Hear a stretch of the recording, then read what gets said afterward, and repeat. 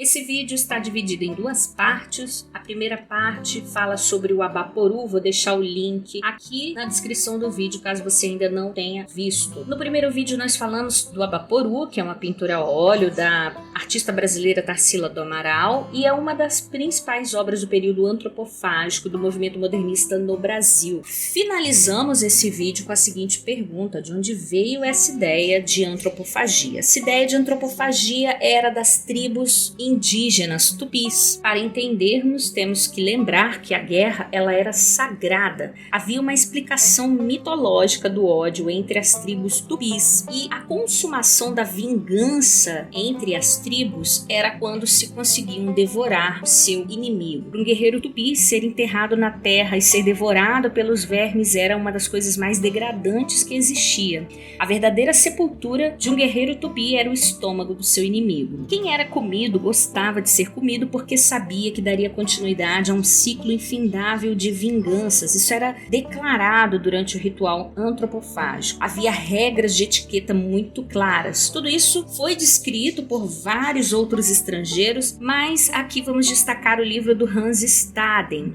o livro chamado Duas Viagens ao Brasil. De acordo com ele, o ritual antropofágico era um ritual religioso. O cativo era conduzido à tribo. No primeiro momento ele sofria uma série de humilhações, principalmente por crianças e mulheres que jogavam nele frutas e pedras e insultavam, dizendo que iriam comê-lo. Morando na oca do seu próprio castor ou numa oca próxima, ele vivia solto pela tribo porque se ele fugisse, isso era considerado uma covardia impensável. Caso ele tentasse fugir e conseguisse voltar à sua tribo, ele não seria aceito, eles iriam mandá-lo de volta. Essa era uma deglutição sagrada, o ato de comer o corpo do inimigo. Esse corpo ele era assado como um churrasco depois de vários dias em que o prisioneiro fazia parte do cotidiano. Cada parte do corpo era dada a uma faixa etária, e o Hans Staden ele viu dois banquetes, os banquetes dos irmãos Braga. Esse ritual durava cerca de 4 horas e era uma honra ser morto num ritual antropofágico. 400 anos depois, o antropólogo Alfred Medrou escreveu um livro chamado A Religião dos Tupinambás. Esse antropólogo foi um dos pilares de um conceito chamado relativismo cultural. Seguindo esses preceitos, o relativismo cultural é uma perspectiva da antropologia de acordo com a qual um determinado povo, uma determinada cultura, não pode e nem deve ser avaliado por outro a partir dos seus próprios valores, como se esses fossem um padrão a ser seguido. O ritual antropofágico era consensual. O prisioneiro ele tinha consciência da honra de ser comido pela tribo inimiga porque ele manteria os costumes dos seus ancestrais. Esse tipo de ritual ocorria há mais de 500 anos. E a guerra entre os índios, ela só existia para isso. Um povo não queria exterminar outro povo. O ritual antropofágico, nesses moldes,